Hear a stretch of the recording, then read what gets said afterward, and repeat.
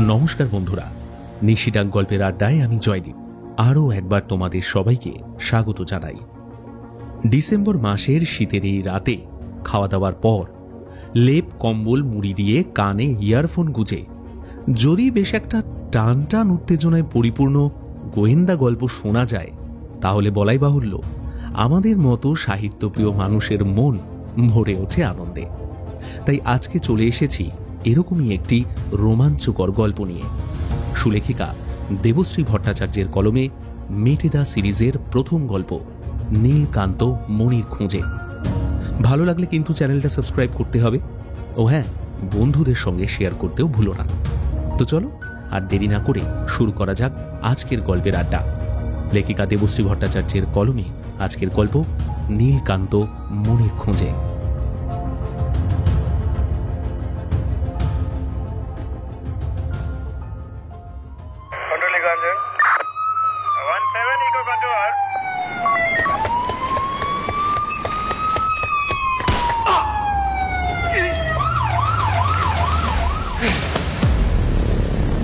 আধার রাতের শহরে ফিসফিসিয়ে চলে যাত্রা, শুধুই ঝুঁকি নেওয়ার রহস্যের ছলে।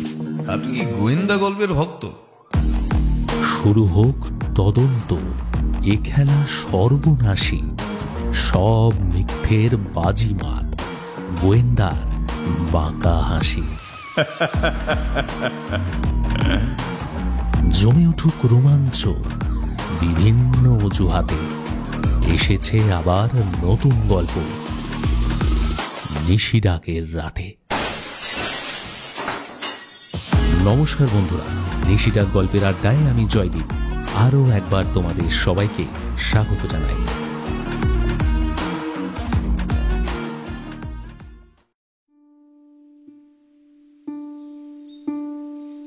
এই পৃথিবীতে মামা বলতেই প্রথমে কংস মামা আর শকুনি মামার নামের দুই মারাত্মক ভিলেনের উদাহরণ আসে।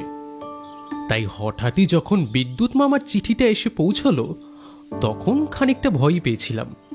আসলে এই ডক্টর বিদ্যুৎনাথ মজুমদার, এনাকে আমরা কেউ চোখে দেখিনি, শুধু নাম শুনে এসেছি। ইনি নাকি আমার মায়ের দূর সম্পর্কের এক ভাই হন। সংস্কৃত সাহিত্য নিয়ে পড়াশোনা আর কী সব পুরনো পুঁথিপত্র নিয়ে রিসার্চ করেন। বর্তমানে মামার বিশাল সম্পত্তি।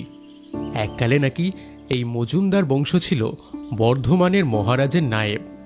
সেই সূত্রেই এত জমি, বাড়ি, আর বেশ কিছু বাড়ি নাকি শুনেছি এখন হোটেলও হয়ে গেছে।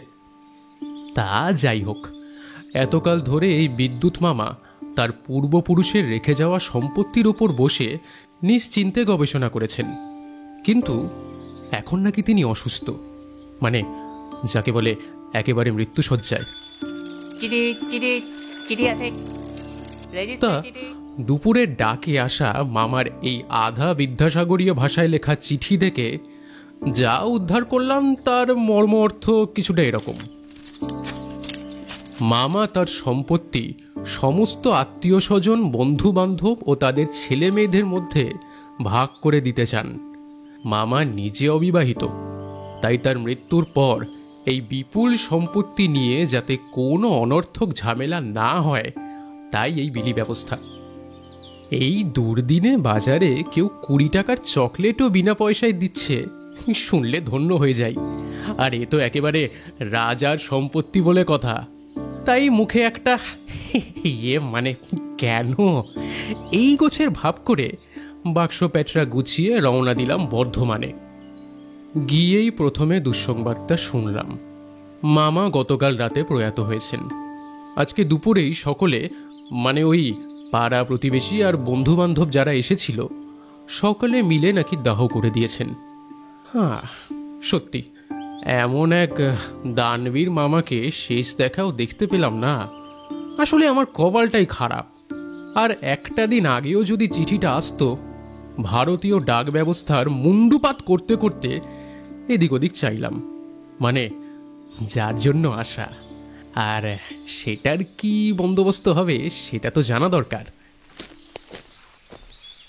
তা অবশ্য বেশি অপেক্ষা করতে হলো না। একটা কালো কোট পরা উকিলবাবু এসে জানালেন, আপনারা একটু সন্ধে অবধি অপেক্ষা করুন। বিদ্যুৎবাবু সকলের জন্য কিছু না কিছু রেখে গেছেন। আমার সব কাগজপত্র রেডি আছে, আমি সন্ধেবেলায় এসে সবকিছু বিলির ব্যবস্থা করে দেব। যাক বাবা, মনে শান্তি পেলাম। মনে মনে আমার সেই অদেখা মামার প্রতি শ্রদ্ধাও বেড়ে গেল। ভদ্রলোক শুধু দেব বলেই ক্ষান্ত হননি, আবার প্রত্যেকের নামে নামে যা দেবেন আলাদা করে রেখেও গেছেন। না হলে হয়তো এখন পাঞ্জা লড়ার কম্পিটিশন হতো, যে জিতবে সে বেশি পাবে। সন্ধে হতে তখনও কিছুটা সময় বাকি। আমি নতুন জায়গা দেখার নাম করে আশেপাশটা একটু ঘুরে দেখলাম। কি দেখলাম? 5টা পুকুর, 2টো ধানি জমি, একটা ধান ভাঙার মিল, 4টে ছোট হোটেল, একটা স্কুল, 2টো হসপিটাল। ব্যাস, মনটা সত্যিই বেশ খুশি খুশি হয়ে আছে। সন্ধেবেলা মামার ছবির সামনে ধূপ প্রদীপ জ্বালিয়ে সেখানেই উকিলবাবু খাতার নামের তালিকা দেখে একে একে সবার হাতে জমির পুকুরের দলিল তুলে দিচ্ছেন।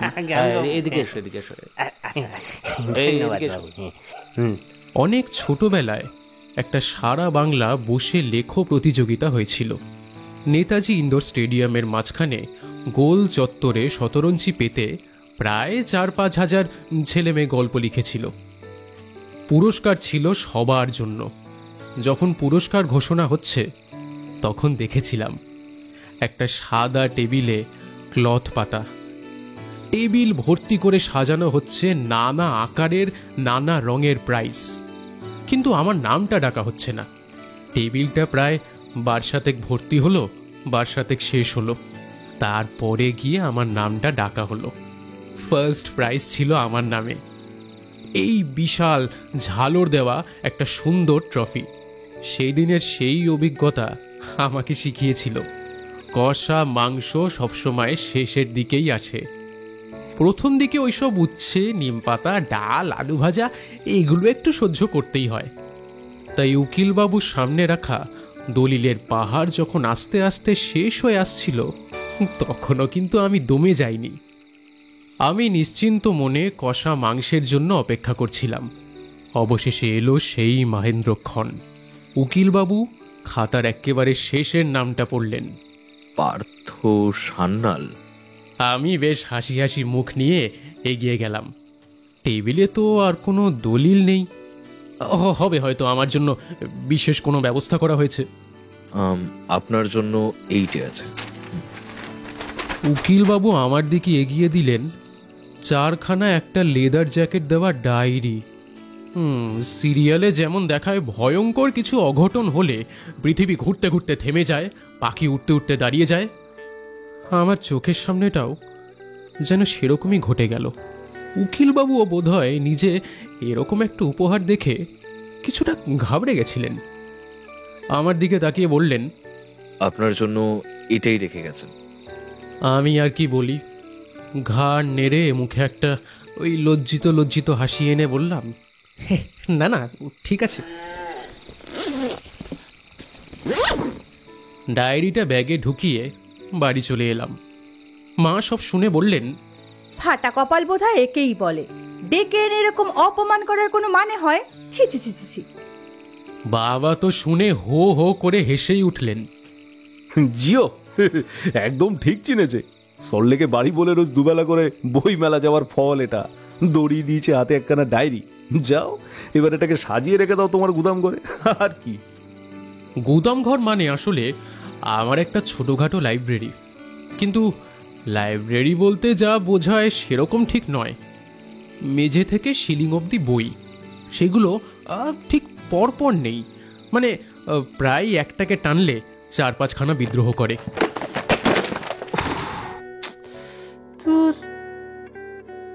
বছরে একবার ঝুল ঝাড়া হয়, বইগুলো টেনে বার করে ধুলো পরিষ্কার করা হয়। আর অন্য কোনো দিন বাড়িতে আসুক আর না আসুক, আমার জন্মদিনে আমাকে উইশ করুক আর না করুক, বিজয়ার দিন বাবা মাকে প্রণাম করতে আসুক আর নাই বা আসুক, এই দিন আমাদের বাড়িতে এসে হাজির হবে আমার মাস্তুতো দাদা কাম আমার প্রাণের বন্ধু মৈনাক মিত্র ওরফে মেটেদা। আর আমাকে হেল্প করার নাম করে 2-4টে বই নিজের ব্যাগে চালান করে দেবে। মহাবজ্জাত। বইয়ের ব্যাপারে আমার চিরকালের ফ্যাসিনেশন। তেলে ভাজা ঠোঙার মধ্যে তেমন কিছু পড়ার মতো বস্তু পেলে চপ সিঙ্গারা হাতে নিয়ে পড়তে বসে যাই। কিন্তু সেদিন সত্যি মনটা একেবারে ভেঙে গেছিল, তাই ডায়েরিটা বড়ই অযত্নে আমার গুদাম ঘরের এক কোণায় ফেলে রেখেছিলাম। সেটা প্রথমেই নজরে পড়ল মেটেদার। ওই ঝাড়পোছের দিন ডায়েরিটা হাতে নিয়ে জিজ্ঞাসা করল, এই এটা কি রে? তখন আমি মন দিয়ে কবিগুরু রবীন্দ্রনাথ ঠাকুরের রচনাবলীর নবম খণ্ডটার ধুলো ঝাড়ছিলাম। মেটেদার হাতে সেই ডায়েরিটা দেখে আবার সেদিনের সেই বিচ্ছিরি স্মৃতিটা জেগে উঠল। ঘাড় নামিয়ে আবার ধুলো ঝাড়তে ঝাড়তে বললাম, ওটা বিদ্যুৎনাথ মজুমদারের ডায়েরি, আমার মামা। বাস, এটা কোথায় পেলি? আগে বলিসনি তো। আমি বুঝে গেলাম সময় সুযোগ পেলে আজ এটার স্থান হবে মেটেদার ব্যাগের ভেতরে। কিন্তু ওর এত উৎসাহ আমাকে খানিকটা অবাক করলো। এই মেটেদা, তুমি চেনো নাকি ওকে? হ্যাঁ, কেন চিনব না? সংস্কৃতর অত বড় প্রফেসর, তাছাড়া পুরনো পুঁথি নিয়ে কত রিসার্চ আছে ওর, আমি পড়েছি। মেটেদার সাথে ছোটবেলা থেকে আমার বই পড়ার কম্পিটিশন চলে। আমি পড়িনি অথচ মেটেদা পড়েছে, এটা দেখে খুব খারাপ লাগলো। আরও খারাপ লাগলো ভদ্রলোককে আমি চিনি শুধুই আমার এক দুঃসম্পর্কের মামা হিসাবে। ভদ্রলোকের গবেষণা পড়াশোনা সম্বন্ধে কোনো জ্ঞানই আমার নেই। খানিকটা মনমরা ভাবেই ওকে সেই দিনের সব ঘটনা বললাম। ও অবাক হয়ে বলল, তুই একবার খুলে দেখলি না? হয়তো ওর কোনো রিসার্চ ওয়ার্ক, কোনো পেটেন্ট ওর নামে দিয়ে গেছেন। সত্যিই তো, এইসব তো মাথায় আসেনি। দিন দিন কেমন যেন পার্থিব ব্যাপারে আটকে যাচ্ছি। সেই দিন প্রথম ডায়েরির পাতাটা উল্টালাম। ডায়েরির প্রথম পাতায় লাল রঙের কালিতে বড় বড় অক্ষরে লেখা নীলকান্তমণি। লেখাটা পড়ার পর লাল লেখাটার মধ্যে কেমন যেন নীলচে আভা দেখতে পেলাম। আনন্দে প্রায় লাফিয়ে উঠে চিৎকার করে বললাম, মেটেদা, কি ব্যাপার বলতো? গুপ্তধন নাকি? তাই তো মনে হচ্ছে। মেটেদা গম্ভীরভাবে পড়তে শুরু করলো ডায়েরিটা। বিদ্যুৎ মামার চিঠিটা আগে পড়েছিলাম, একেবারে খাঁটি বিদ্যাসাগরীয় ভাষা। সবে বাংলা ভাষা সংস্কৃততে গর্ব করে ভূমিষ্ঠ হয়েছে যেন। ডায়েরিটাও হরে ধরে সেই ভাষাতেই লেখা। মেটেদা বলল, বাংলাদেশে একখানা পুরনো প্রবাদ প্রচলিত ছিল। মা দুর্গা মর্তে পূজা নিতে আসিয়া প্রথমে সকালে যান কুমোরটুলির রাজবাড়িতে, সেখানে অন্ন গ্রহণ করিয়া বিকালে যান জোড়াসাঁকো রাজবাড়িতে, সেখানে মা পড়েন গহনা, আর রাতের বেলা নাচ দেখিতে রওনা দেন শোভাবাজার রাজবাড়িতে। তা একবার এই শোভাবাজার রাজবাড়িতে দুর্গাপূজার প্রাক্কালে রাজা নবকৃষ্ণদেব একটি নাচের আসর আয়োজন করিয়াছেন। হঠাৎ দেখেন বাড়ির মহিলারা যে চাঁদোয়ার তলায় বসিয়া আছেন, সেই সাদা চাঁদোয়াখানা নীল হইয়া গিয়াছে। এ কেমন অলৌকিক ঘটনা! এটা দেখিয়া রাজা নবকৃষ্ণ মহিলা মহলের কাছে খবর চাহিলেন। পরে শুনিলেন কুচবিহারের রাজার মেয়ে আসিয়াছেন অতিথি হইয়া, তাহার গলার হারে আছে একখানি নীলকান্তমণি। সেই মণির এমন আভা যে সাদা চাঁদোয়াখানি নীল রং ধারণ করেছে। পরবর্তীকালে এই কুচবিহারের রাজকুমারী কুন্দবতীর বিবাহ হয় যশোরের জমিদারের সাথে। বিবাহের পর শ্বশুরবাড়ি যাওয়ার পথে কুন্দবতীর গলার হার হইতে মণিখানা খোয়া যায়। আচ্ছা, কেউ বলে তিনি নাকি পালুকি নদীতে স্নান করতে গিয়েছিলেন, সেখানেই মণিখানা খুলে যায়। অদ্য হারিয়ে যাওয়া নীলকান্তমণির একটি ঠিকানা পাইয়াছি। পালুকি নদীর ধারে একটি ছোট্ট জনপদের ছোট্ট জমিদার রায়কান্ত দেবের হাতে পড়ে নীলকান্তমণি। কুন্দবতীর নীলকান্তমণি সে যুগে এত বিখ্যাত ছিল যে রাজা রায়কান্ত দেব মণিটি সর্বসমক্ষে আনিলে চোরের দায় ধরা পড়িতেন। তাই তিনি নীলকান্তমণিখানি তাহার এক বন্ধুর কাছে গচ্ছিত রাখেন। ইহার পর রাজা রায়কান্ত দেবের অকাল মৃত্যু হয়। নীলকান্তমণি গোপনেই থেকে যায়। কার কাছে গচ্ছিত রেখেছিলেন রাজা নীলকান্তমণিটি? না, কোনো জমিদার রাজা মহারাজের কাছে নয়, রেখেছিলেন এক বৌদ্ধ ভিক্ষুর কাছে। সেই নীলকান্তমণি আছে ভারতবর্ষে উত্তরে গ্যাংটকে রামীধামের একটি প্রাচীন বৌদ্ধ মন্দিরে। এই নীলকান্তমণি ভারতবর্ষের এক অতি আশ্চর্য রত্ন। মানুষ কোহিনূরের নাম জানে, কিন্তু এই নীলকান্তমণি ইহা হইতে কোনো অংশে কম নয়। শুনিয়াছি তোমার বাংলা সাহিত্য সম্পর্কে বিস্তর পড়াশোনা। তা যদি এই নীলকান্তমণি একান্তই উদ্ধার করিতে আগ্রহী হও, তবে কিছু সূত্রের সমাধান করিতে হইবে। আচ্ছা। এই অবধি পড়ে মেটেদা ডায়েরিটা আমার হাতে ধরিয়ে দিয়ে বলল, এই নে, মামা তো একেবারে রীতিমতো চ্যালেঞ্জ করেছে। এটা তো ভাই তোমাকেই সমাধান করতে হবে। গাছে তুলে মই কেড়ে নেওয়ার বিদ্যে শিখতে হলে কেউ এই লোকটার কাছে আসতে পারে। ডায়েরিটা এতদিন পড়েছিল ঘরের এক কোণায়। মেটেদা ঝেড়ে ঝুড়ে বার না করলে সেটা এখনও ওই কোণাতেই পড়ে থাকতো। আর এদিকে গুপ্তধনের সংকেত পাওয়ার মুহূর্তে ডায়েরিটা আমায় ধরিয়ে দিল। এটা কি হলো মেটেদা? আমি গুপ্তধন খুঁজে বার করব? এটা কখনো সম্ভব তুমি বলো? আর এই রামীধাম জায়গাটাই বা কোথায়? পশ্চিম সিকিমে কালুকের কাছে। উত্তরটা এলো দরজার কাছ থেকে। এক ফালি জানলাগুলো অর্ধেক ঢেকে গেছে বইয়ের ভারে।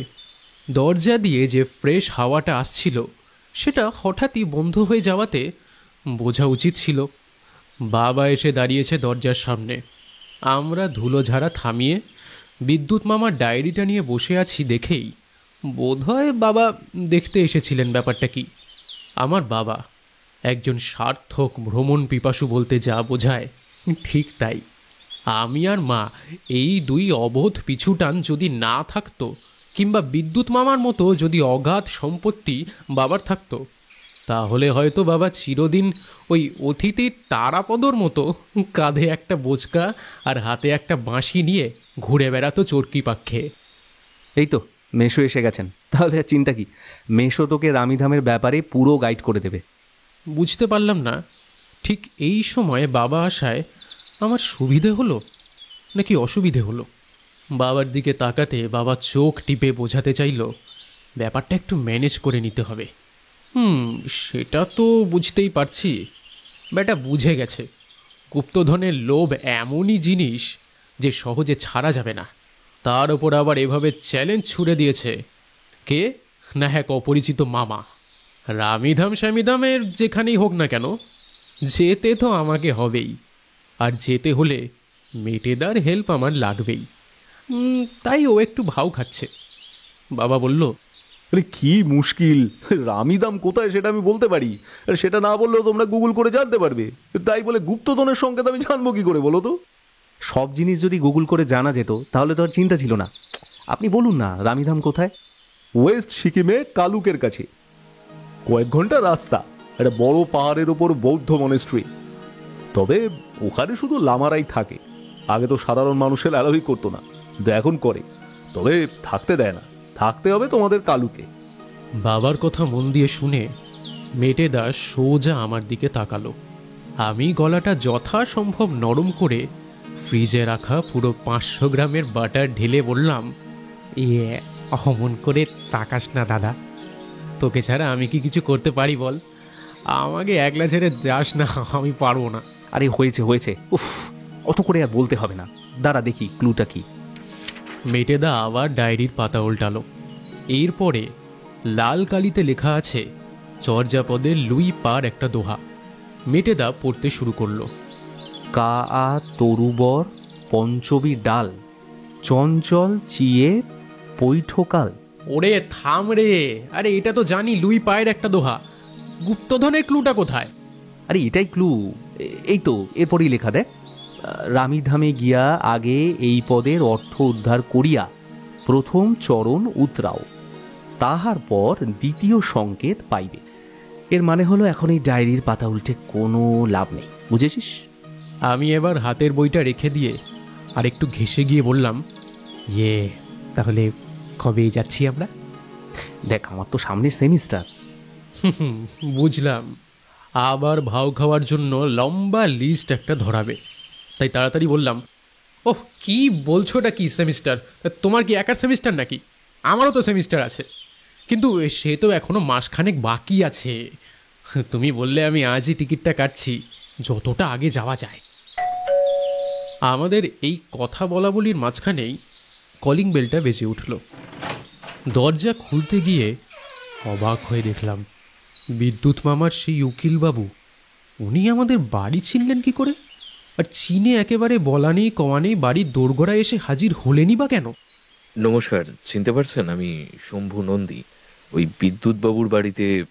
আগের পরিচয় আবার নতুন করে শোনার কোনো আগ্রহ নেই, তাই তড়িঘড়ি ভদ্রলোককে থামিয়ে দিয়ে বললাম, হ্যাঁ হ্যাঁ, চিনি চিনি চিনি, আপনি বিদ্যুৎ মামার উকিল তো, আসুন আসুন। ভেতরে নিয়ে গিয়ে বাবা আর মেটেদার সাথে আলাপ করালাম ভদ্রলোকের। মেটেদার হাতে তখনও ধরে আছে বিদ্যুৎ মামার সেই ডায়েরিখানা।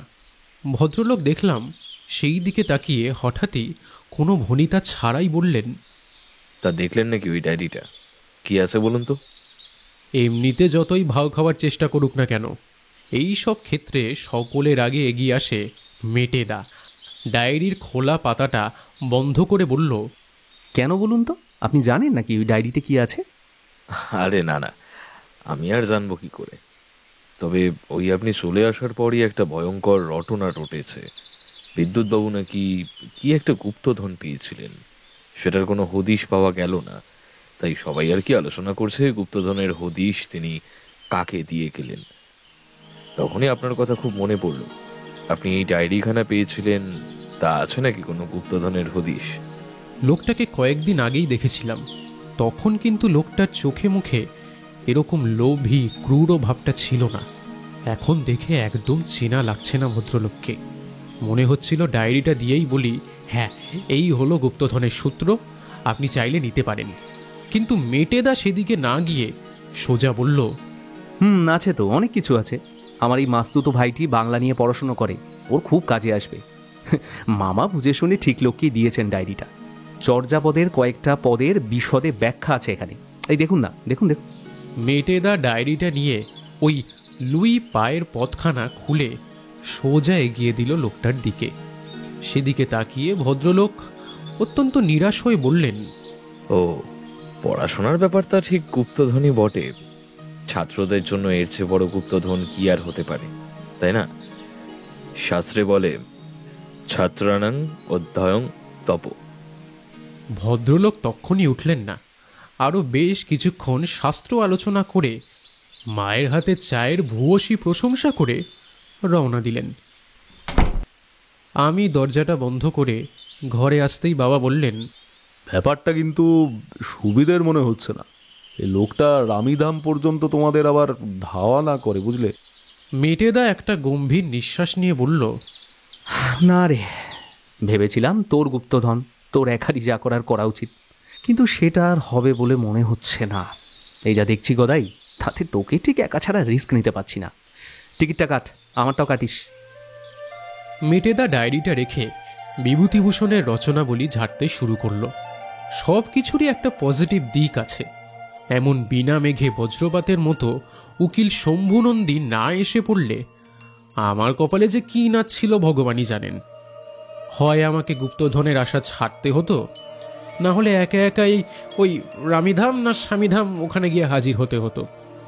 এই প্রসঙ্গে বলে রাখি, আমার নাম কিন্তু মোটেই গদাই নয়। আমার ভালো নাম সুষম সেন। বাড়িতে আমাকে সানি বলে ডাকে, আর আমার এই 2 বছরের বড় দাদাটি আদর করে বিভিন্ন সময় বিভিন্ন রকমের নামে আমাকে ডাকে। এতদিনে আমার প্রায় 108 লক্ষ নাম হয়ে গেছে। যাই হোক, সব কিছুর মধ্যে আসল কথাটা হলো আমাদের দুজনেরই বাগডোগরার টিকিটটা কাটা হয়ে গেছে। আমরা সামনের বুধবারই রওনা দিচ্ছি একেবারে কালুকে।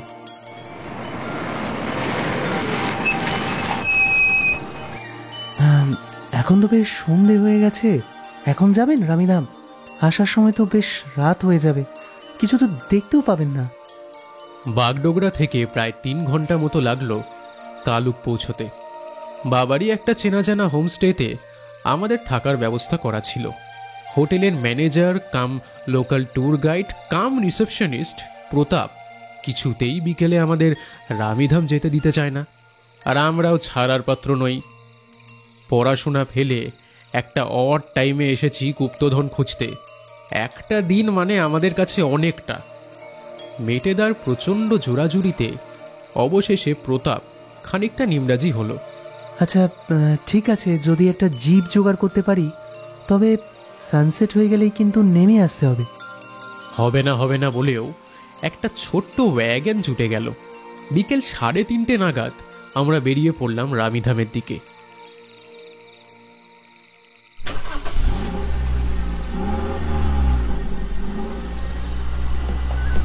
গাড়িতে একটা নেপালি গান চলছে।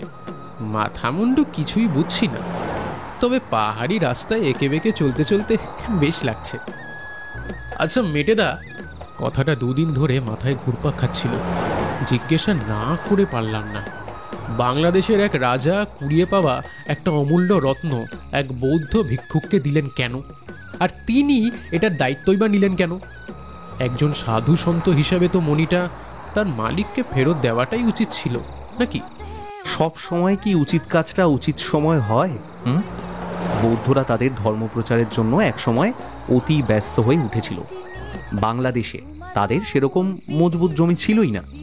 রাজা রায়কান্তদেব নির্ঘাত সেই বৌদ্ধ ভিক্ষুকে বলেছিলেন যে তিনি তার অঞ্চলে তাকে ধর্মপ্রচার করতে দেবেন, তিনি যদি ওই কুন্দবতীর নীলকান্তমণিটি গচ্ছিত রাখেন আর কি। রায়কান্তদেব মারা যাওয়ার পর বৌদ্ধ ভিক্ষু নিজের জায়গায় ফিরে এসেছেন, কিন্তু মণিটি তার সঙ্গে আনতে পারেননি। কুচবিহারের রাজার তখনও যথেষ্ট প্রতিপত্তি ছিল। হঠাৎ মণিটি বার করলে নিশ্চয়ই তাকেই লোকে চোর বলে সন্দেহ করত, তাই না? গালুক থেকে রামিধামের দূরত্ব তেমন নয়। এরকম নানা কথা বলতে বলতে পৌঁছে গেলাম রামিধামে। রাস্তার এদিকটা বেশ ফাঁকাই, তখনও সূর্যের আলো বেশ আছে। তবে নেপালি ড্রাইভার জ্ঞানেন্দ্র খুব একটা ভরসা দিতে পারল না আমাদের।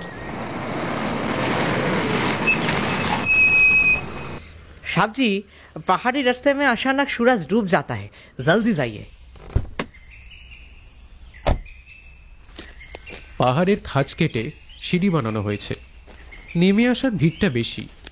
উপরে বলতে গেলে আমরা দুজনেই খালি উঠছি, তাড়াহুড়ো করতে গিয়ে লোকের সাথে ধাক্কাও খাচ্ছি। জ্ঞানেন্দ্র খুব একটা ভুল কথা বলেনি। সিঁড়ি ওঠা শুরু করেছিলাম তখন চারপাশটা বেশ পরিষ্কার ছিল, কিন্তু ওপরে যখন উঠলাম তখন যেন ঝপ করে সূর্যটা ডুবে গেল। মনিস্ট্রির বিশাল ঘণ্টাটা গুম গুম করে বাজতে শুরু করেছে, আর আরও অন্ধকার করে আমাদের ঠিক সামনে দাঁড়িয়ে আছে শম্ভু নন্দী। আরে এ কি, আপনারা এখানে? সানসেট তো হয়ে গেছে, এখন তো আর এখানে থাকতে দেবে না। আসলেনি যখন একটু আগে আসতে হয়তো। সামনে সাক্ষাৎ জম বা দাঁত বার করা কোনো ভূত দেখলেও বোধহয় এতটা চমকে যেতাম না। তবে বাহাদুরি আছে বলতে হবে মেটেদার। এই অবস্থাতেও একটুও না ঘাবড়ে একেবারে চা ছোলা মিথ্যে কথা বলল। হ্যাঁ, আপনাকে বলেছিলাম না আমার এই ভাইটি পুরনো বাংলা ভাষা নিয়ে চর্চা করছে, তো ওই চর্যাপদের কয়েকটা পদ নিয়ে বেচারা ভীষণ খাবি খাচ্ছে, তাই তো এসেছে এখানে কোনো বৌদ্ধ ভিক্ষুর কাছ থেকে যদি মানেগুলো জানা যায় আর কি। তাই নাকি? কেমন যেন একটা ক্রূর হাসি ফুটে উঠল লোকটার মুখে। তাহলে চলুন, আপনাকে নিয়ে যাচ্ছি এখানকার প্রধান সন্ন্যাসীর কাছে। আপনার যা দরকার হবে বলতে পারেন। এখানে আমার অনেক চেনা জানা আছে। কয়েকজন বাঙালি এখানে ঘুরতে এসে লুকিয়ে চিকেন পপকর্ন খেয়েছিল। এরা তাদের নামে কোর্ট কেস করে দিয়েছে, আমি এদের হয়ে কেসটা লড়ছি। এখানকার সন্ন্যাসীদের আমি খুব ভালো করে চিনি। কার সাথে দেখা করতে চান বলুন। মেটেদা স্বাভাবিকভাবে দাঁড়িয়ে থাকলেও আমি খুব একটা স্বাচ্ছন্দ্যে দাঁড়াতে পারছি না। আমার বুকের ধুকপুকানিটা যেন ক্রমশ বেড়ে যাচ্ছে। আমাদের কোনো সাহায্য লাগবে না, আমরা বরং এখন চলে যাই, পরে আবার আসবো। আমি মেটেদার হাত ধরে টান দিয়ে নিচে নামতে যেতে চাইলাম, কিন্তু লোকটা আমার কলার ধরে টান দিল। এতক্ষণ ধরে আটকে রাখা মুখোশটা সরিয়ে রেখে একেবারে আসল চেহারা নিয়ে সামনে এসে দাঁড়ালো। কোথায় পালাচ্ছিস তুই? দিয়ে যা আমার নীলকান্তমণি। তোর মামা আমাকে ধোকা দিয়েছে। আমার হাতে নীলকান্তমণি দেওয়ার কথা ছিল, সেই জায়গায় কে এক দুঃসম্পর্কের ভাগ্নেকে দিয়ে গেল। হ্যাঁ, আমাকে দিল নীল রঙের একটা সাধারণ পাথর। কি ভেবেছে? হ্যাঁ, যা সোজা পথে আসে না, বাঁকা পথে সেটা আমি কেড়ে নিতে চাই। চল তুই। লোকটা হ্যাচকা টানে এমনভাবে আমাকে মাটিতে ফেলে দিল যেন আমার পকেটেই গুপ্তধন আছে, চাইলেই বের করে দিতে পারি। কিন্তু ঠিক সেই মুহূর্তে মেটেদা হঠাৎই লোকটার উপর চড়াও হলো। হঠাৎ ওর মুখ লক্ষ্য করে একটা জোরে ঘুষি মারল। লোকটা ছিটকে পড়ে গেল বেশ খানিকটা দূরে। কিন্তু ব্যাপারটা মোটেই আমাদের জন্য ভালো হলো না।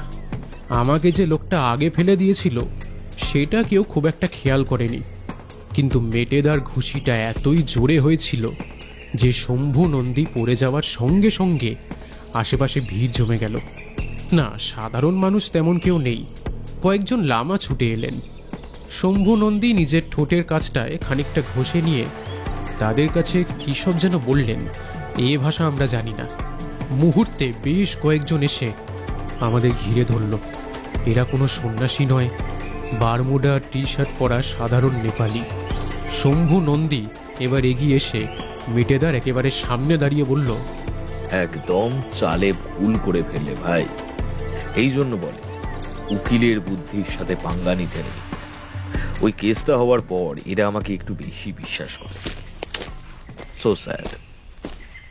আমি ওদের বলেছি তোমরা দুজন জোর করে আজ রাতে এখানে থাকার প্ল্যান করেছো, এখানকার শান্তি বিঘ্ন করতে চাও তোমরা। এত রাতে পুলিশ আসবে না এখানে, তাই আজ রাতে তোমরা এই মনেস্ট্রির নিচের গোপন ঘরে বন্দি থাকবে। এই যে দেখছো এদের, এরা হচ্ছে আমার লোক। এদের একজনও বাংলা, হিন্দি, ইংলিশ কিচ্ছু বোঝে না। চিৎকার করলেও কোনো উত্তর পাবে না। আজ রাতটা এখানে থাকো, কাল সকালে পুলিশ এসে তোমাদের নিয়ে যাবে।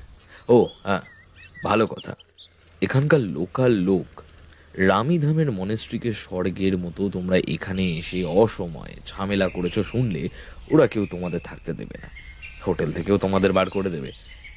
একটা কথা ভালো করে বুঝে নাও এবং মাথায় ঢুকিয়ে নাও, এই কালু শম্ভু নন্দী ছাড়া তোমাদের কেউ বাঁচাতে পারবে না। এই ধ্রুব সত্যখানা যত তাড়াতাড়ি মগজে ঢুকিয়ে ফেলতে পারবে ততই তোমাদের মঙ্গল। আজ রাতটুকু তোমাদের হাতে সময় আছে। রামীধামের নিচে অন্ধকার ঘরে বসে নিশ্চিন্তে ভাবো, দুজনে মিলে আলোচনা করো। সকাল হলে আমাকে জানিয়ে দিও। হ্যাঁ, পুলিশের কাছে যাবে নাকি আমরা একসঙ্গে গুপ্তধন খুঁজবো সেটা একটু জানিয়ে দিও আমাকে।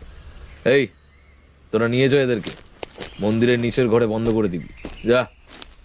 কথাটা বলেই দাঁত বার করে এক হাত লম্বা জিভ বার করলো। ভুলেই যাই, এরা তো আবার শুদ্ধ নেপালি ছাড়া কিচ্ছু বোঝে না। লোকটা এবার নেপালিতে ওদের কিছু একটা বলে নিচে চলে গেল, আর ওই পুরো দলটা আমাদেরকে ঘিরে নিয়ে গেল মূল মোনাস্ট্রির নিচে একটা গোপন ঘরে। আমি চিৎকার করে হাত পা নেড়ে ওদের অনেক কিছু বোঝাতে চাইলাম, কিন্তু লোকগুলো কিচ্ছু বুঝলো না। মাঝখানে মন্দিরের সিঁড়ি দিয়ে একজন লামাকে নামতে দেখে মেটেদা লোকগুলোর একজনকে ধাক্কা মেরে কোনো মতে তার কাছে গিয়ে পৌঁছলো, যদি কোনো সাহায্য পাওয়া যায়। কিন্তু শম্ভু নন্দী বোধহয় তার মাথায় একেবারে গেঁথে দিয়েছে যে আমরা এখানে রাতের বেলা চিকেন খেয়ে হুজ্জতি করতে এসেছি। চারিদিকটা অন্ধকার, কেউ কাউকে দেখতে পাচ্ছি না। অন্যকে দেখব কি, নিজেদের হাত পাগুলোই ঠিক করে নজরে পড়ছে না। এই অবস্থায় একটাই কথা প্রথমে মুখে এলো, কি করবো রে মেটেদা? কিচ্ছু না, চুপ করে বসে থাক। ধ্যাৎ, এই অবস্থায় চুপ করে বসে থাকা যায় নাকি? কিছুক্ষণ উসখোস করে আবার বললাম, আচ্ছা মেটেদা, এই জঘন্য লোকটা বিদ্যুৎ মামা তার উকিল কেন করেছিল বল দেখি। কি করে জানবো? সেটা তো তোর মামাই বলতে পারবেন। হয়তো বুঝতে পারেননি লোকটা এমন ধুরন্ধর। আবার খানিকক্ষণ সব চুপচাপ। আবার দু একটা মশা মেরে বলে উঠলাম, এই এতদূর সিকিমে এসে লোকটা লামাদের হয়ে ওকালতি করছে, তাও কিনা কে কয়েকটা লোক এসে এখানে বসে চিকেন খেয়েছে তাই। মানে এটা একটা কথা হলো? কথা তো হলো, যে কোনো ধর্মীয় স্থানের একটা রীতিনীতি আছে, বুঝলি না? সেটা ভাঙলে আইনি সাহায্য নিতেই পারে। তবে সব ছেড়ে বর্ধমানের এক বাঙালি উকিলকে লামারা কেন অ্যাপয়েন্ট করলো সেটা আমার মাথাতেও ঢুকছে না। কতক্ষণ যে সময় কেটে গেল বুঝতেই পারছি না। এখানে বন্ধ করে রাখার সময় মোবাইলটা নিয়ে নিয়েছে, ঘড়ি পড়ার অভ্যেস চলে গেছে, তাই এখন ঠিক কটা যে বাজলো কিছুই মাথায় আসছে না। কিছুক্ষণ চুপ করে থেকে আবার বকবক করে উঠলাম, মেটেদা, কি হবে রে? আমরা কি আর কোনোদিন এখান থেকে বের হতে পারবো না? চিরকাল কি এখানেই এই অন্ধকারে বন্দি হয়ে থেকে যাব? এই জন্যই বলেছিলাম বাংলা নিয়ে পড়িস না। এই কেমন যেন একটা নেগেটিভ ভাইবস চলে আসে, খালি দুঃখ, হতাশা। এখানে থেকে যাব কেন? হ্যাঁ, এই তো শুনলি উকিলটা বলল কাল সকালে পুলিশ এসে আমাদের নিয়ে যাবে। যখন নিয়ে যাবে তখন দেখা যাবে কি হয়। কেন রে, একটু ভালো কিছু কল্পনা করতে পারিস না? একটু কল্পনা কর না যে কোনো এক দেবদূত এসে আমাদের এই অন্ধকার ঘরের দরজাটা টুক করে খুলে দিল। মেটেদার কথা বোধহয় তখনও শেষ হয়নি, হঠাৎই ক্যাচ করে একটা শব্দ করে খুলে গেল দরজাটা। আমরা দুজনেই হাঁ করে দরজার দিকে তাকালাম। এখনো অনেক চেষ্টা করে মেটেদার মতো কোনো একটা দেবদূতের কথা ভাবতে পারছি না। যদিও ভাবলাম বোধহয় শম্ভুনন্দী আবার ফিরে এসেছে, কিন্তু তার জায়গায় শোনা গেল একটা চেনা কণ্ঠস্বর। अरे सब्जी, আপনারা এখানে কি করে পৌঁছলেন? मैं तो कब से कॉल किया आप लोगों को, फिर सुना आप लोगों को শাস্তি দেওয়া হয়েছে। কি হয়েছে সবজি? আরে একটা লোক এখানে শুধু রটিয়ে দিচ্ছে যে আমরা নাকি এখানকার পরিবেশ নষ্ট করতে এসেছি, আর লামারাও আমাদের কোনো কথা শোনার চেষ্টা না করেই আমাদের এখানে পাঠিয়ে দিল। আমি অবাক হয়ে বললাম, এই তুমি এখানে এলে কি করে? বেশ কয়েকজন লোক তো পাহারা দিচ্ছিল বাইরে, তারা কোথায়? আরে ওরা তো আমার গাঁও কা আদমি আছে, আমাকে কিছু করেনি। মনে মনে বললাম, বাহ, বেশ ভালো তো। আমরা এত করে বোঝাবার চেষ্টা করলাম, ওরা বুঝলো না, আর জ্ঞানেন্দ্র ওদের গাঁও কা আদমি বলে আর ওদের ভাষা জানে বলে ছাড় পেয়ে গেল। বাহ রে বাহ। যাই হোক, অনেকক্ষণ বাদে বাইরের পৃথিবীতে এসে যেন হাঁপ ছেড়ে বাঁচলাম। এই জ্ঞানেন্দ্র, তুমি এখানে আগে এসেছো? হ্যাঁ সাবজি, এখানে অনেকবার এসছি, यहाँ का सब पता है मुझे। মেটেদা যেন কি একটা চিন্তা করছিল, তারপরে বলল, তাহলে এখানে এমন কোনো ঘরের সন্ধান দিতে পারবে যেখানে অনেক মূর্তি খোদাই আছে, কিংবা ওই ধরো আঁকা টাকা রয়েছে? জ্ঞানেন্দ্র তারপর দেখলাম কি একটা ভাবছে, একটু পরে বলল, হ্যাঁ হ্যাঁ হ্যাঁ হ্যাঁ হ্যাঁ, লামারা যেখানে বসে ধ্যান করে ওখানে অনেক মূর্তি আছে, কিন্তু সে ঘর তো এখন বন্ধ আছে, কাউকে ঘুরতে দেয় না। একেবারেই কি যাবে না? মেটেদার যেন জেদ চেপে গেছে। চলো না একবার দেখে আসি। জ্ঞানেন্দ্র আবার কিছু একটা বাধা দিতে যাচ্ছিল, তার আগে মেটেদা তার হাত ধরে টেনে নিয়ে এলো। চারিদিকে এক অদ্ভুত পরিবেশ, মনে হচ্ছে আকাশটা যেন মাটিতে নেমে এসেছে। পুরো আকাশ জুড়ে কে যেন আলোর প্রদীপ জ্বালিয়ে রেখেছে।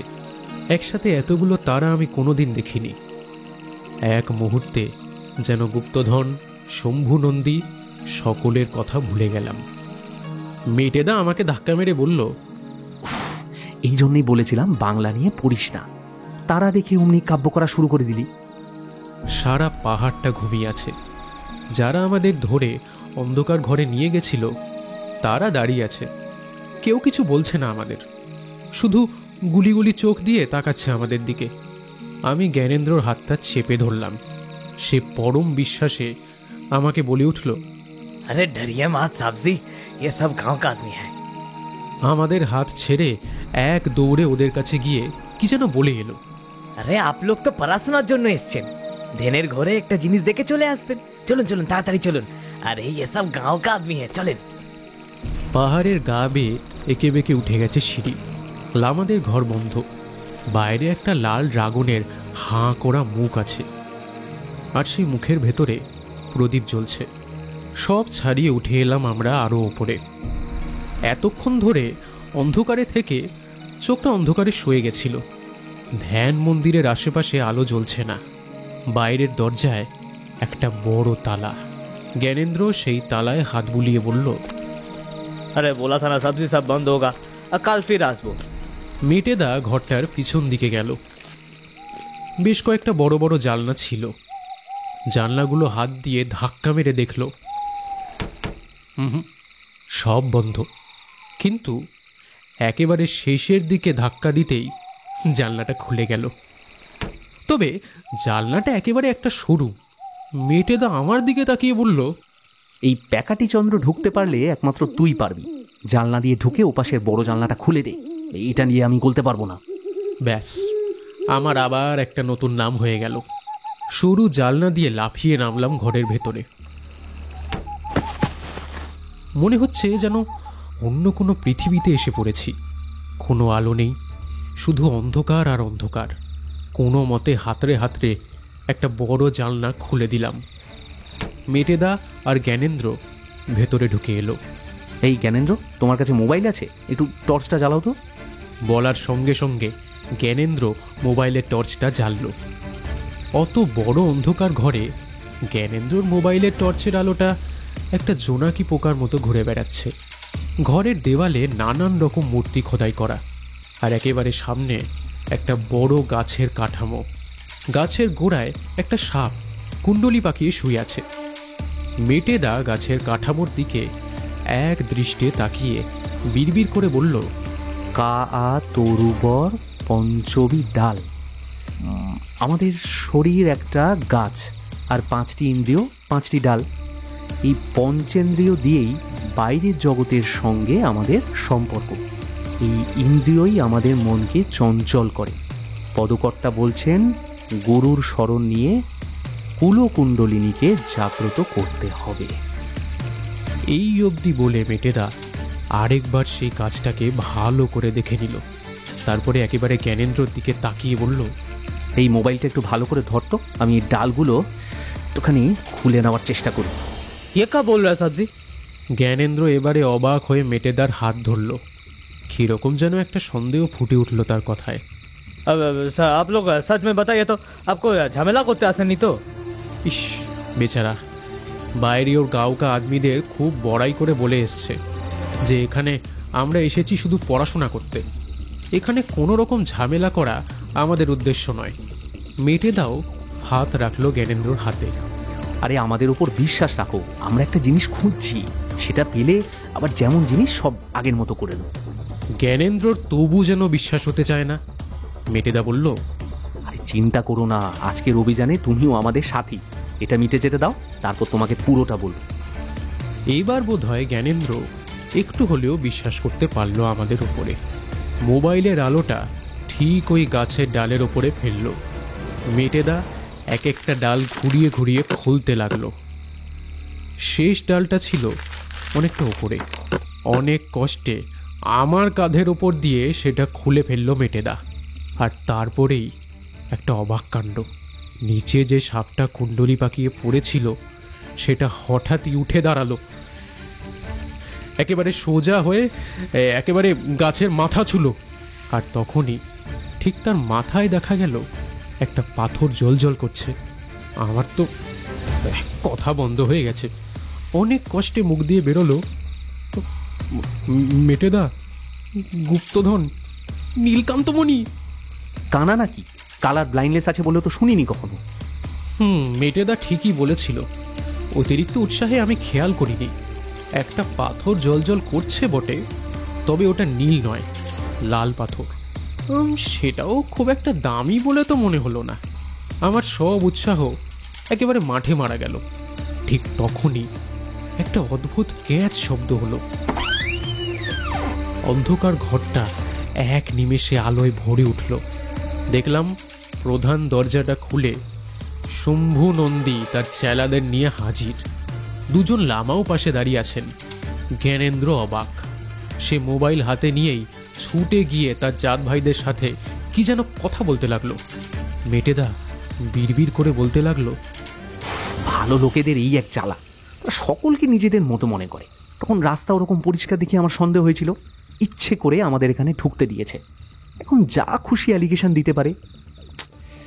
রাতের বেলায় লুকিয়ে মনাস্ট্রিতে ঢুকেছি, মনাস্ট্রির সম্পদ নষ্ট করেছি, আমাদের বুঝিও এখন কিচ্ছু করতে পারবো না। শম্ভু নন্দী বেটা কি করে যেন কথাটা ঠিক শুনতে পেল। একদম ঠিক বলেছ ভাই। বিদ্যুৎ বাবুর ওই দুঃসম্পর্কের ভাগ্নের চেয়ে তোমার মাথার ঘিলুটা একটু বেশি পাকাপোক্ত আছে মনে হচ্ছে। এটা যা করলে এখন এই শম্ভু নন্দীর স্মরণে আসা ছাড়া কোনো রাস্তা নেই তোমার। বিদেশ বিভুঁইয়ে এসে এইসব ধর্মীয় কেসে ফেসে গেলে কেউ ছাড়াতে আসবে না। এমন কেসে ফাঁসিয়ে দেব বাড়ির লোক খুঁজে খুঁজে হন্যে হয়ে যাবে, কোনো ট্রেস পাবে না। তাই বেশি চালাকি না করে ওই গুপ্তধনটা আমায় দিয়ে দাও, বুঝেছো? গুপ্তধন? কোথায় সেটা? ব্যাস, মেটেদা তো অবাক। আরে সেটা কোথায়? এত কাণ্ড করে তো একটা লাল পাথর পেলাম, তাও এমন কিছু দামি নয়। যা ঘটলো নিজের চোখেই তো দেখলেন। দরকার হলে আমাদের তিনজনকে সার্চ করুন, কিচ্ছু নেই আমাদের কাছে। শম্ভুনন্দী বেটা হঠাৎই আবার খ্যাক খ্যাক করে হেসে ওঠে। আরে নিরাশ হবেন না মৈনাক বাবু, আপনি খুঁজুন খুঁজুন। বিদ্যুৎবাবু এমনি এমনি এই রামি ধামে টেনে এনেছে নাকি আপনাদের? হ্যাঁ, আপনি খুঁজুন। ডায়েরিটা এনেছেন তো সাথে, একটু মিলিয়ে মিলিয়ে দেখুন আর কি ক্লু পাওয়া যায় দেখুন। এত তাড়াতাড়ি হার মানলে চলবে? হ্যাঁ, আর হ্যাঁ শুনুন, চিন্তা করবেন না, আজকের রাতের জন্য এই ঘর আপনার। দরকার হলে আরো কিছুদিন এখানে থাকার ব্যবস্থা করে দেবো। এখানেই লামাদের সাথে আমার বেশ ভালো সম্পর্ক আছে কিন্তু। হ্যাঁ, লোকটা দেখি অনেক খবর রাখে, এমনকি মেটেদার পুরো নামটা পর্যন্ত জেনে গেছে। মেটেদা গাছের কাছ থেকে নেমে এসে বলল, আচ্ছা একটা কথা বলুন তো, আপনি কি করে জানলেন গুপ্তধন রামিধামে আছে? ডায়েরি খুলে দেখেছিলেন বলে তো মনে হয় না। মানে আপনাকে কি বিদ্যুৎ মামা এই নীলকান্ত মণি সম্পর্কে কিছু বলেছিলেন? তাহলে আমাদের বললে একটু সুবিধে হয়। না, সেরকম ভাবে কিছুই ঠিক মতো জানি না। তবে বিদ্যুৎবাবু রামিধামে এসেছিলেন সেটা আমি জানি। তখন এখানে আরো কড়াকড়ি ছিল, সাধারণ মানুষ কাউকে এখানে আসতে দেওয়ার কোনো অনুমতি দেওয়া ছিল না। আমি সব ব্যবস্থা করে দিই। এখানে আমার কয়েকটা প্রপার্টি কেনা আছে। আপনারা কালুকের যে হোমস্টেতে আছেন সেটাও আমারই জায়গা। এখানকার পলিটিক্যাল লোকজনের সাথেও আমার বেশ চেনা জানা। আমি বিদ্যুৎবাবুর থাকার ব্যবস্থা সব করে দিই। ভদ্রলোকের সাথে আমার চেনা জানা বহুদিনের। ওনার যা সম্পত্তি ছিল সেগুলোর বেশ কিছু ডিসপিউট কেস আমি সামলে দিই। তা উনি প্রায়ই এদিক ওদিক যেতেন রিসার্চের কাছে। ওসব আমি কিছুই বুঝতাম না, কিন্তু উনি মারা যাওয়ার কিছুদিন আগে ওর এক বিদেশি বন্ধুকে ফোনে বলেছিলেন এই হীরের কথাটা। সেটা আমি বাই চান্স শুনে ফেলেছিলাম। মৃত্যুর আগে ভদ্রলোকের হঠাৎ বৈরাগ্য আসে। নিজের স্থাবর অস্থাবর সব সম্পত্তি সকলের মধ্যে ভাগ করে দিয়েছেন। কোথা থেকে এই দূর সম্পর্কের ভাগ্নেকে জোগাড় করে তাকেও ডেকে পাঠান। কিন্তু আমি যে তাকে এত জায়গায় এত হেল্প করেছি তার কোনো দাম নেই। হ্যাঁ, আমার জন্য শুধু আমার ফিস্টুকু ছাড়া আর কিচ্ছু নেই। এটা কোনো ন্যায়সঙ্গত কাজ বলুন তো আপনি? তার সকলের সব সম্পত্তি ভাগ করার দায়িত্ব ছিল আমার। সবাইকে সব দেওয়ার সময় লক্ষ্য রাখলাম, কিন্তু কারোর বেলাতেই কোনো হিরে পেলাম না দেখতে। সবকিছু মিটে যাওয়ার পর মোটা মাথায় খেয়াল হলো এই সুষম সেনের নামে একখানা ডায়েরি গিয়েছিল। তা গুপ্তধন নয়, হয়তো গুপ্তধনের কোনো সংকেত হবে, তাই গেলাম আপনাদের বাড়ি। তা সেখানে তো আমাকে বুজুং বাজুং বুঝিয়ে দিলেন, যদিও আমি সেটা খুব একটা মানতে পারিনি। তারপরেই দেখলাম আমারই হোমস্টেতে বুকিং করলেন আপনারা। দুয়ে দুয়ে মিলিয়ে দিলাম। অঙ্কটা আবার ছোট থেকেই খুব ভালো পারি কিনা। যাকে, গল্প তো সব শোনা হয়ে গেল। এখন গুপ্তধনটা একটু খুঁজে দিন। চিন্তা নেই, আমি 2 নম্বরই করি না, একদম সব আইন মেনে কাজ করি। আপনারা তো সরকারকে দিলে হীরের 15% তো পেতেনি, সেটা দেব, কোনো চিন্তা নেই। আপনারা বাচ্চা মানুষ, সারা জীবন পড়ে রয়েছে, এরপর আরো কত গুপ্তধনের খোঁজ পাবেন। এখন নিন নিন নিন নিন, শুরু করুন। শম্ভু নন্দীর কথা শেষ হতে একটা খটাস করে শব্দ পেলাম। জ্ঞানেন্দ্র এত কথার ফাঁকে কিভাবে জানি একেবারে দরজার কাছে পৌঁছে গেছিল, আর সুযোগ পেয়ে দরজাটা খুলে পালালো। ওদিকে চোখ পড়তেই শম্ভু নন্দী নেপালি ভাষায় চিৎকার করে উঠল, যার অর্থ বোধ হয়, ওকে ধরো, বেটা পালাচ্ছে। কিন্তু ধরা গেল না। শম্ভু নন্দীর পোষ্যরা যতক্ষণে বাইরে এলো ততক্ষণে জ্ঞানেন্দ্র মনাস্ট্রির গা বেয়ে নিপুণ কায়দায় নেমে অন্ধকারের সাথে মিশে গেল। আর দেখাই গেল না। শম্ভু নন্দী একবার চিৎকার করে উঠল, গুলি করে উড়িয়ে দে শালাকে। ভালো কাজ হাসিল করতে গেলে একটা দুটো লোক মরলে কোনো ক্ষতি হয় না, আইনের দিক আমি সামলে নেব। হুজুরের হুকুম পেয়ে 2-1টা গুলির আওয়াজ শুনতে পেলাম। নিস্তব্ধ শান্ত পাহাড় কেঁপে কেঁপে উঠল সেই আওয়াজে, কিন্তু কোনো লাভ হলো বলে তো মনে হয় না। আমি একবার আলতো করে বললাম মেটেদাকে, দেখলে লোকটা পালিয়ে গেল। যতক্ষণ জ্ঞানেন্দ্র ছিল কেমন একটা নিরাপত্তা ছিল। এখন আর সেই সুযোগটা নেই। তাই হঠাৎ করেই যেন প্রচণ্ড অভিমান হলো লোকটার উপরে। কিন্তু মেটেদার মাথায় বোধহয় অন্য কিছু চলছে। ভালোই হয়েছে, সবাই মিলে একসাথে খাঁদে ঝাঁপ দেওয়ার চেয়ে একজন যদি পালিয়ে বাঁচতে পারে ক্ষতি নেই। এই জন্যই বলি বাংলাটা বেশি পড়িস না। কেন ভালো কিছু কল্পনা করতে পারিস না বলতো? হ্যাঁ, এই জ্ঞানেন্দ্র পুলিশ এনে আমাদের এই হতচ্ছাড়া লোকটার থেকে বাঁচিয়ে নিয়ে যাচ্ছে, এইসব মাথায় আসে না। আমি আবার নানা রকম পজিটিভ জিনিস ভাবা শুরু করে দিলাম। তবে সে ভাবনা থমকে গেল শম্ভু নন্দীর চিৎকারে। আর কতবার বলতে হবে? সময় চলে যাচ্ছে, দেখুন ডায়েরিটা, নইলে এক্ষুনি নিয়ে গিয়ে তুলে ফেলে আসবো কাঁধে। কেউ কোনোদিন খুঁজে পাবে না কিন্তু, বলে দিলাম। মেটেদা আমায় গম্ভীর গলায় বলল, দে ডায়েরিটা দে। মেটেদা পড়তে শুরু করলো। তোমরা বোধহয় হতবাক হইয়াছ। নীলকান্তমণির বদলে একটি লাল পাথর। হতাশ হইও না, পাথরটি সযত্নে রেখো, পরে কাজে আসিবে। এবার আসি দ্বিতীয় সংকেতে। উঁচা উঁচা পাবত থি, বস্তি সবরি বালি, মোরঙ্গি পিচ্ছ পরহীন সবরি, গিবত গুঞ্জরি মালি। এই অবধি বলে মেটেদা আবার একটু থামল। শবরপাদের রচিত একটা বিখ্যাত পথ। উঁচু পর্বতে শবরী বালিকা বাস করে, তার মাথায় ময়ূরপুচ্ছ, গলায় গুঞ্জমালিকা। শবর আর শবরীর প্রেম নিয়ে একটা অসাধারণ পথ। এখানে আমাদের এরকম একটা ছবি খুঁজে বার করতে হবে। এবার আর অসুবিধে হলো না, ঘরটা আলোয় ঝলমল করছে।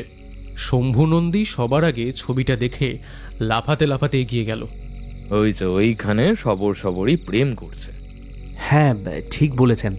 ময়ূরপুচ্ছ আর গুঞ্জর মালা রাখা আছে নিচে, ওটা যথাস্থানে রাখতে হবে। কাউকে কিছুই করতে হলো না। শম্ভু নন্দী নিজেই দৌড়ে গিয়ে ময়ূরপুচ্ছটা শবরীর মাথায় আর গুঞ্জের মালাটা গলায় পরিয়ে দিল। আবার একটা অদ্ভুত আওয়াজ হয়ে শবরীর মাথায় ফুটে উঠল একটা পাথর।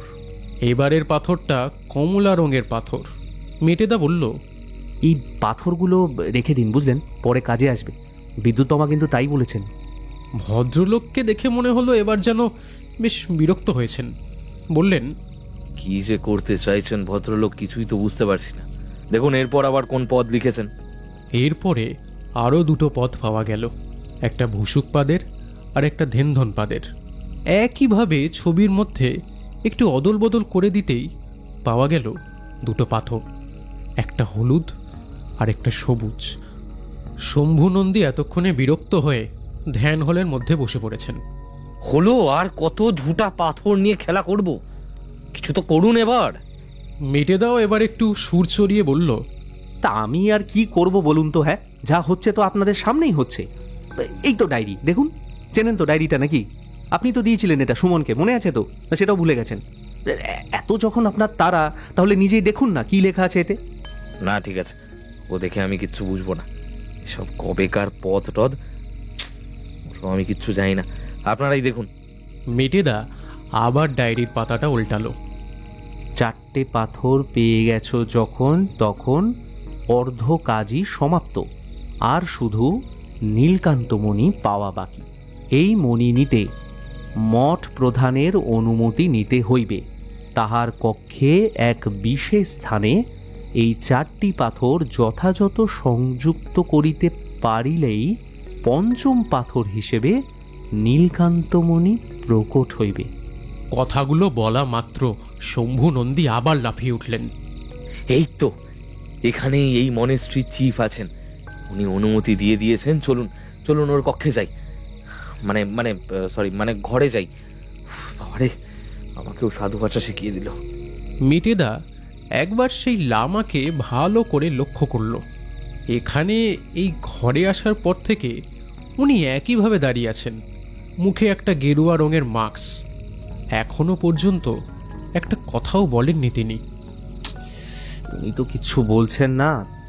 আমি যা বললাম তার বিন্দুমাত্র উনি বুঝেছেন বলে মনে হয় না। তাহলে উনি অনুমতি বা দেবেন কি করে?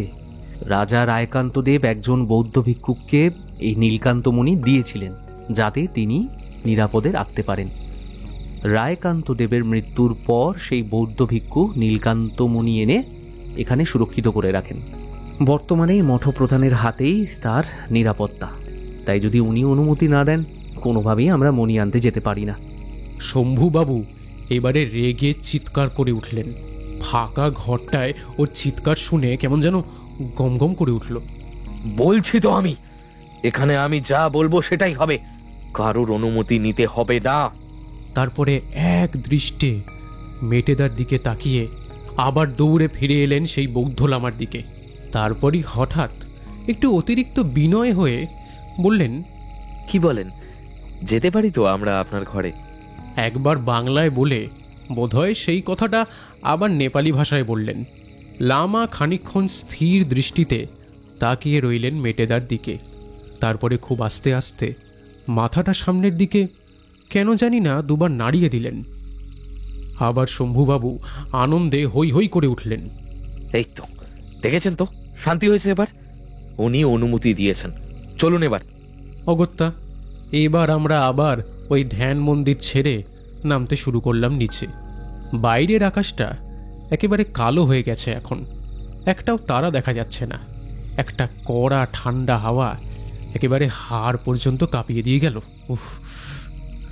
মেটেদা গলার মাফলারটা আর একটু ভালো করে টেনে নিয়ে বলল, একটা জোর ঝেঁপে নামবে বলে মনে হচ্ছে, বুঝলি? পিছন থেকে শম্ভুবাবু আবার তাড়া দিলেন, চলুন চলুন চলুন, অনেক সময় নষ্ট হয়ে গেল। লামাদের ঘরের সামনে হা করা ড্রাগনের মুখে প্রদীপগুলো দু একটা নিভে গেছে, কয়েকটা কেঁপে কেঁপে জ্বলছে তখনও। সব ঘর পার করে একেবারে শেষ প্রান্তে বেশ বড় একটা ঘরে এলাম। ঘরটা যতটা বড়, আসবাব তেমন কিছু একটা নেই। একটা ছোট আলমারি, একটা বইয়ের র্যাক, মাটিতে একটা ফরাশ বিছানো, একটা সাধারণ ছোট খাট, খাটের পিছনে ধ্যানে মগ্ন একটা মানুষের কাঠামো, ব্যাস আর কিছু নেই। পুরো ঘরটায় একবার চোখ বুলিয়ে নিতে মিনিট খানেক সময় লাগলো। এইটুকু সময়ও লোকটা দিতে নারাজ। একটু বাদেই আবার চ্যাঁ চ্যাঁ করে চেঁচাতে লাগলো। কি হলো মশাই, এই তো এসে গেছি মঠ প্রধানের ঘরে, এবার তো বের করুন গুপ্তধনটা। আরে এত তাড়া দিলে হয় নাকি? দেখতে দিন না আগে পুরো ব্যাপারটা। এই পাথরগুলো কোথায় লাগাবো সেটাই তো বুঝতে পারছি না। হঠাৎই ওই ধ্যান মূর্তিটা দেখে মুখে যেন একটা অনাবিল হাসি ফুটে উঠল মেটেদার। হ্যাঁ রে গবলু, মানুষের দেহের 7টি চক্রের নাম মনে আছে? গবলু মানে এখানে নির্ঘাত আমি। খানিকটা ভেবে নিয়ে বললাম, ওই তো মূলাধার চক্র, তারপরে কি মণিপুর চক্র, অনাহত চক্র, বিশুদ্ধ চক্র, আরেকটা কি স্বাধিষ্ঠান চক্র। হ্যাঁ, ব্যাস ব্যাস ব্যাস, এর উপরে আমাদের আর ওঠার দরকার নেই। মূলাধার চক্রের রং হলো লাল। এই গবলু দেখ তো, লাল পাথরটা ঠিক মতো বসাতে পারিস কিনা? পাথরগুলো সব আমার পকেটেই ছিল। আমি ধ্যান মূর্তির একেবারে শেষ বিন্দুতে লাল পাথরটা রাখতেই কাঠামো যেন পাথরটাকে টেনে ভেতরে নিয়ে নিল। পাথরটাও অদ্ভুতভাবে জলজল করতে লাগলো। এরপর মেটেদা বলল, স্বাধিষ্ঠান চক্রের রং হলো কমলা। পাথরটা ঠিক করে বসা। আমি যথারীতি আজ্ঞা পালন করলাম। এরপর হলো মণিপুর চক্র, মানুষের নাভিতে থাকে। এর রং হলো হলুদ। নে, এটাও ঠিক মতো বসাতো। আমিও বসিয়ে দিলাম। একসাথে 3টে পাথর জলজল করছে এখন। এরপর আমাদের কাছে আছে শেষ পাথর, অনাহত চক্র, মানে মানুষের হৃদয় থাকে। বুকের মধ্যে পাথরটা বসাতে হবে। হ্যাঁ, এই বুকের মধ্যে পাথরটা বসিয়ে দে তো। বিদ্যুৎ মামার কথা অনুযায়ী এই পাথরটা ঠিক মতো বসাতে পারলেই বিশুদ্ধ চক্রের নীল পাথরের জায়গায় নীলকান্তমণি দেখা দেবে। নে নে তো দেখি বুটাই, এবার ঠিক মতো কাজটা শেষ কর, পাথরটা লাগা। আমি ইষ্টনাম জপ করে পাথরটা লাগাতে যাব, ঠিক তখনই কানে এলো একটা অদ্ভুত গোঙানির আওয়াজ। আমি খানিকটা ঘাবড়ে গিয়ে পিছিয়ে এলাম। আওয়াজটা যেন ওই কাঠামো থেকেই আসছে না? শম্ভুবাবু একটু গলা ঝাড়া দিয়ে বললেন, ও কিছু না, আপনি লাগান তো দেখি পাথরটা। আমি আবার পাথরটা লাগাতে যাব, আবার মনে হচ্ছে কে যেন গোঙাচ্ছে। আমি মেটেদার দিকে তাকালাম। মেটেদা বলল, এই দাঁড়া রে বুটাই, দাঁড়া, আমি আসছি। কাঠামোটা নয়, আমার মনে হয় ওই খাটের নিচ থেকে আওয়াজটা আসছে। মেটেদা এগিয়ে এসে খাটের নিচটায় দেখতে যাবে, ঠিক তখনই ওই লামা একটা দুর্ধর্ষ কায়দায় একটা কিক মেরে মেটেদাকে প্রায় ছিটকে ফেলে দিল। Put the stone, I need the gems. হ্যাঁ kid, put the stone. Kid? আমি কিড? আচ্ছা, মানছি আমার গোপদারি একটু পাতলা, কিন্তু 18 বছর পার করে দিয়েছি আমি। হ্যাঁ, দেশের সাধারণ নির্বাচনের ভাগও নিয়েছি, তাও আমাকে বাচ্চা বলা? আমি গোজ হয়ে দাঁড়িয়ে রইলাম, কিছুতেই পাথরটা লাগাবো না। মেটেদা ছিটকে পড়েছিল অনেকটা দূরে, আস্তে আস্তে উঠে বসলো। লামা সাজা লোকটার দিকে তাকিয়ে বলল, আপনি মঠপ্রধান নন, আপনি কোনো লামা নন, কি আপনি? বিদ্যুৎ মামার কথা মতো মঠের প্রধানের অনুমতি ছাড়া আমরা এই নীলকান্তমণি পেতে পারি না, এটা অনুচিত। Damn it! লামা সাজা লোকটা এবারে রেগে গিয়ে নিজের মুখোশটা ছুঁড়ে ফেলে দিল। ইয়েস, আমি কোনো লামা নই, আমি চাউসে, চীনের একজন বৈজ্ঞানিক। মিস্টার বিদ্যুৎ আমার ফ্রেন্ড ছিল। He told me about the James. আমি এই লয়ারকে অ্যাপয়েন্ট করি হিরেটা নেওয়ার জন্য।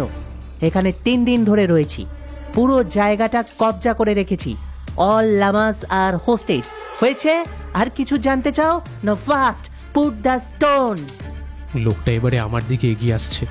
মেটেদা ঝাঁপিয়ে একেবারে আমার সামনে এসে দাঁড়ালো, 2 হাত দিয়ে চিনে লোকটাকে আটকে দিয়ে চিৎকার করে বলে উঠল, ডাব্বু পালা! এরকম অবস্থাতেও নানা রকম অদ্ভুত নামে আমাকে ডাকা, এটা কেমন যেন লাগে, ঠিক বুঝতে পারছি না কাকে উদ্দেশ্য করে কথাগুলো বলা হলো। কয়েকটা মুহূর্ত দেরি হলো, তারপর পাগলের মতো পাথরটা হাতে নিয়ে দৌড়ে বেরিয়ে এলাম ঘর থেকে। আমার পিছনে শম্ভু নন্দীর নেপালি ফৌজ ধেয়ে আসছে, কিন্তু মেটেদা দরজা আগলে দাঁড়িয়ে আছে, একজনকেও বের হতে দেবে না। এই অবস্থায় চিৎকার করলো আবার, ডাব্বু ডাব্বু পালা, যত জোরে পারিস পালা, দৌড়ে যা! আমি পাথরটা হাতে নিয়ে দৌড়তে লাগলাম। পাহাড় কেটে বানানো সিঁড়িতে হোঁচট খেতে খেতে নামতে লাগলাম। আর হঠাৎ কানে এলো একটা গুলির শব্দ, আর তার সাথে সাথে কার একটা কাতরানি শব্দ। আমি যেখানে ছিলাম সেখানেই দাঁড়িয়ে পড়লাম। আমার পা আর চলছে না, হাত থেকে সবুজ পাথরটা পড়ে গড়াতে গড়াতে চলে গেল কোথায় কে জানে। আমার কানে এলো খুব পরিচিত একটা ডাক, সবজি কিছু চিন্তা করবেন না, আমি এসে গেছি। মেটেদার সেই দেবদূত, আমাদের ড্রাইভার জ্ঞানেন্দ্র। সত্যি তুই না একটা হাবুল চন্দ্র, টেনশনে বুঝতেও পারিস না গুলিটা সামনে থেকে চললো নাকি পেছন থেকে। জ্ঞানেন্দ্র সত্যিই আমাদের ছেড়ে পালিয়ে যায়নি। শম্ভু নন্দীর নেপালি ফৌজের চোখে ধুলো দিয়ে অন্ধকারে পাহাড়ের গা বেয়ে নেমে পুলিশ নিয়ে এসেছে। আর গুলিটা উপর থেকে আসেনি, নিচে নেপালি ফৌজের একজন পুলিশকে আসতে দেখে বাধা দিচ্ছিল বলে পুলিশই চালিয়েছে গুলিটা। মেটেদা মোটামুটি ঠিকই আছে, মোটামুটি বলছি কারণ প্রচণ্ড ধস্তাধস্তিতে পড়ে গিয়ে ডান পাটা খুব বাজেভাবে মচকেছে। লামাদের থেকে বরফ নিয়ে জ্ঞানেন্দ্র খুব সুন্দর করে মেটেদার পায়ে বরফটা ঘষছে। শম্ভু নন্দী আর চীনা বৈজ্ঞানিক দুজনেই ধরা পড়েছে পুলিশের হাতে। আসল মঠ প্রধানকে পাওয়া গেছে খাটের নিচ থেকে আপাদমস্তক পিচ মোড়া করে বাঁধা অবস্থায়। আমি খানিকটা ঘোতঘোত করে বললাম, এই বিশ্রী লোকটা মামার বন্ধু ছিল? ছ্যা ছ্যা ছ্যা ছ্যা। নীলকান্ত মণি উদ্ধারের পর মামা আবার একে ঘটা করে সবটা বলতে গেছে। আমি তো ভাবতেই পারি না। মেটেদা মুচকে যাওয়া পায়ে হাত বোলাতে বোলাতে বলল, আরে এটাই তো মুশকিল, ভালো লোকেরা সকলে অন্যকে নিজেদের মতোই মনে করে। মঠ প্রধান এদের হাত থেকে ছাড়া পেয়ে আমাদের অনেক আশীর্বাদ করলেন। মেটেদা বলল, আচ্ছা বলছি, আপনার যদি অনুমতি হয় আমরা শেষ পাথরটা লাগাতে পারি? ভদ্রলোক মিষ্টি হেসে ঘাড় নাড়লেন। এতগুলো পাথর তো আমিই লাগিয়েছিলাম, এটাও লাগালাম। আর অদ্ভুতভাবে সেই সবুজ পাথরটা দেওয়ার সাথে সাথে গলার কাছে বিশুদ্ধ চক্রের কাছটায় নীলকান্তমণি জেগে উঠল। সেই নীলচে আলোয় পুরো ঘরটা নীল হয়ে উঠল। আনন্দে আমি আর নিজেকে সামলাতে পারলাম না। মেটেদাকে জড়িয়ে ধরে বলে উঠলাম, মেটেদা, গুপ্তধন পেয়েছি পেয়েছি। ধুর, তুই নে তোর গুপ্তধন, আমার গুপ্তধন ওই যে। প্রচণ্ড মেঘ করেছিল, বৃষ্টি নামবে মনে হচ্ছিল, কিন্তু কি হলো কে জানে, প্রকৃতি বোধহয় আমাদের এই সাফল্যে খুশি হয়ে আমাদের জন্য আরেকটা উপহার সাজিয়ে রেখেছিল। মেঘ সরিয়ে সূর্যের লালচে আলো দেখা যাচ্ছে, আর সেই আলো ছড়িয়ে পড়েছে কাঞ্চনজঙ্ঘার গায়ে।